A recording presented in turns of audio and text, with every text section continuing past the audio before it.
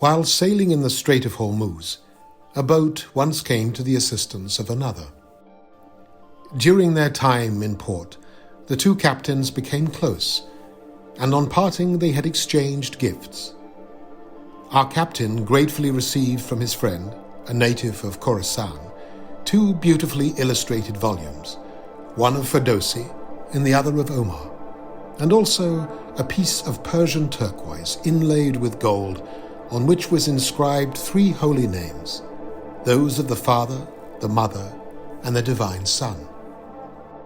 In the years that followed, he had often thought of him, and since the moment of their parting he had never doubted that they would meet again beyond this place, in the everlasting lands of peace, in the high country where long-lost friends may meet once more. And there they would embrace, and there his heart would melt again with joy.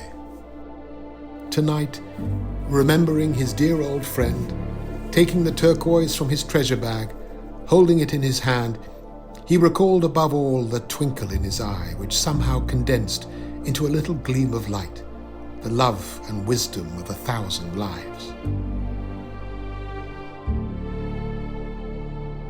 He was now of an age when memories would sometimes flow unbidden, and whenever they did, sooner or later he'd invariably return in his mind to the England of his youth.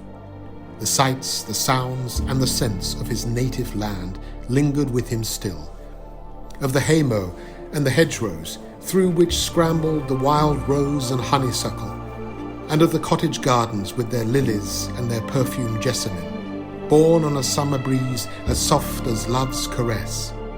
He would remember, too, the solitary paths he had once walked through the thickest of woods, hidden from the ways of men, where even the ground itself seemed holy. And he could still recall each of the clearings where, on a cloudless night, the crowded stars would shine above his head like diamonds shine in candlelight. Once they began, the memories of home often came thick and fast. The gentle, gem-like flowers of the margin, the glittering lake beyond the woods, the mossy riverbank and the splashing stream. He remembered wandering the rocky shore, or sitting to gaze out over the billowing surface of the silver sea, or to listen spellbound to the waves gently lapping on golden sands.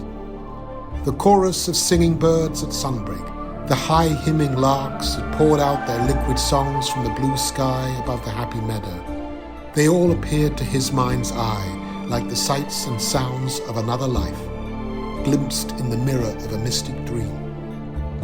Yet even now, many years later, and many miles from home, they still fed the flame and soothed the mind.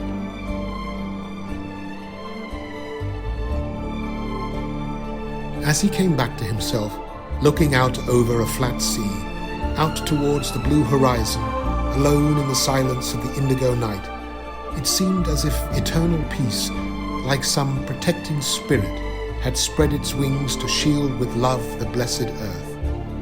And all the while, the pole star, the sailor star, shone like a beacon, high in the sky, guiding him and his little boat to shore. He sighed, and as he did so, he heard, or thought he heard, the distant echo of a voice which seemed to emerge from within the waters surrounding his boat, and yet at the same time seemed very much a part of himself.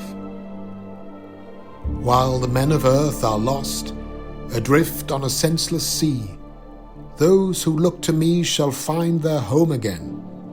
For I am he who descends the mountain of the blessed to spread my message amid the purple hills.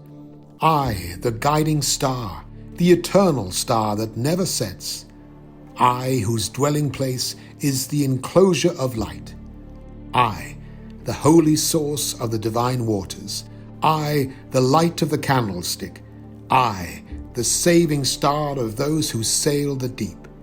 I, even I, whose time is soon and shall not be denied.